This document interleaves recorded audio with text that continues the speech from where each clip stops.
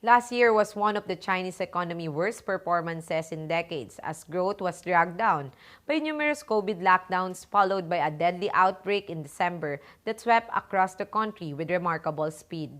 China grew 3% for the year. Numbers released Tuesday show less than half what it was in 2021 and far short of Beijing's target of 5.5%.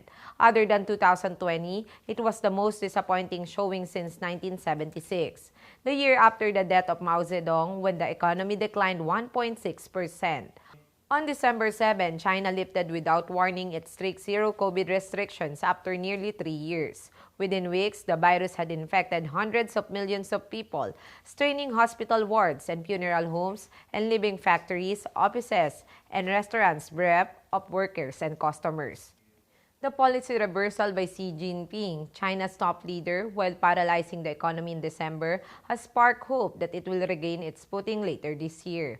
Whether it does is of great significance to the rest of the world.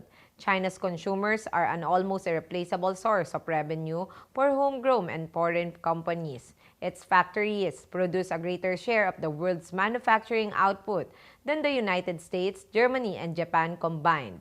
The Chinese Communist Party has depended on growth for political legitimacy. Despite the blow inflicted by zero COVID, China appears to have grown faster last year than major rivals like the United States, Japan, and Germany, all of which are estimated by economists to have expanded less than 2% last year. China's economy was one of the world's most dynamic for decades before the pandemic, growing an average of 7.7% a year. But in the last 3 months of 2022, growth sputtered to 2.9%, a come down from the previous quarter. Chinese officials insist that the economy will rebound after infections peak. Traffic jams have reappeared and subway trains are increasingly full in Beijing and Shanghai. Shops along Shanghai's famous Nanjing Road, the Fifth Avenue of China, are no longer empty. The domestic terminals of big Chinese airports are crowded with travelers. The optimism is reflected in China's stock markets, which have risen in recent weeks.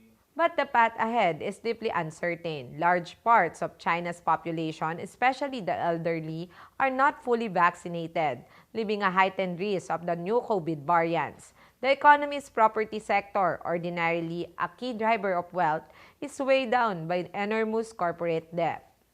Many economies are already writing off January and probably February as well. Vast numbers of workers have already headed to their hometowns for Lunar New Year celebrations, in many cases for the first time in 3 years.